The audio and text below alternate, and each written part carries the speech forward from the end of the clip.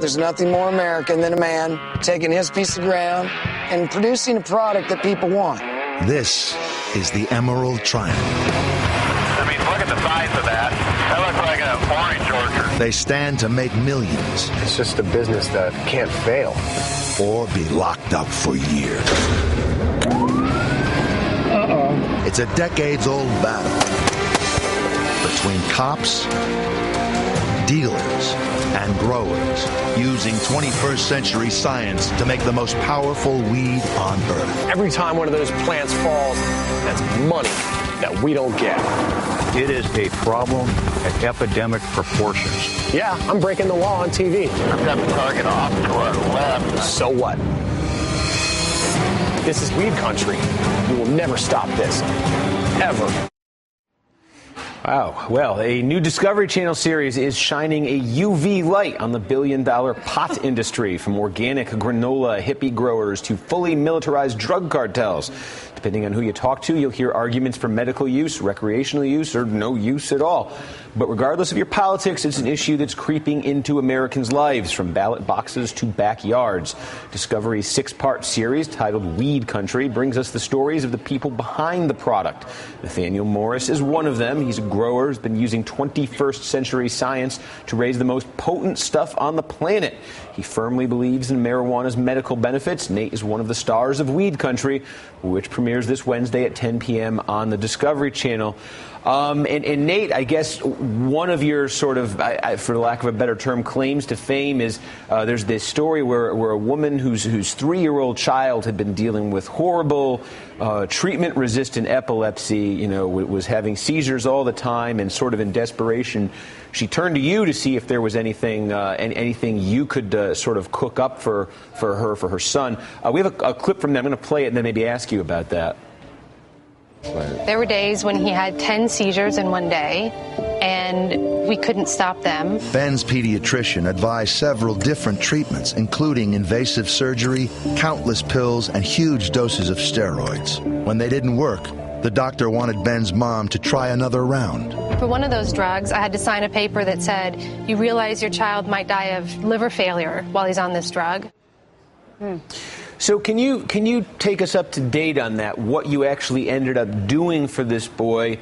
Did it have any benefit medically? And I know obviously that this put you into some legal jeopardy. Can you tell us about what your current status is legally? Absolutely. Unfortunately, I can't dive into too much detail about what actually happens on the show. People are going to have to tune in for that. But I can tell you that I've been actively engaged in research and development of high CBD medical cannabis. CBD stands for cannabidiol, and that's a compound within the plant that doesn't get you high but does alleviate seizures. And I'm proud to report that we have had quite a bit of success with that. Nate, we just showed a chart of the states that allow medical marijuana. A few other states are experimenting with full decriminalization altogether. I would like to hear you make the case for legalization. Absolutely. I think that the evidence is really ruling in that the medical properties of the plant alone should justify full legalization. I think separate from the medical properties, there's the basic, the potential tax revenue and just the failure that trying to stop people from consuming cannabis, it doesn't make sense to continue it anyways. But on a broader level, I think that prohibition in general doesn't work. And it's my hope that the realization that the cannabis prohibition has failed sparks a broader realization that the entire war on drugs needs to come to an end. Perhaps treat it. I'm sorry, go ahead. I was just going to say, Nate, give us some insight into how you became a grower yourself. What's your background, and are you sort of typical of the growers that you see in Humboldt County? I'm not sure I'm exactly typical. I started growing at a young age. I've always been kind of a science geek. And so, yeah, I started when I was 14, but I didn't really get focused on it until my mid-20s.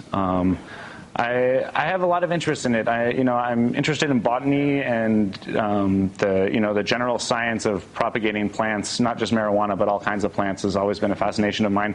I also have epilepsy, so there's a natural interest in a plant that has the potential to prevent seizures.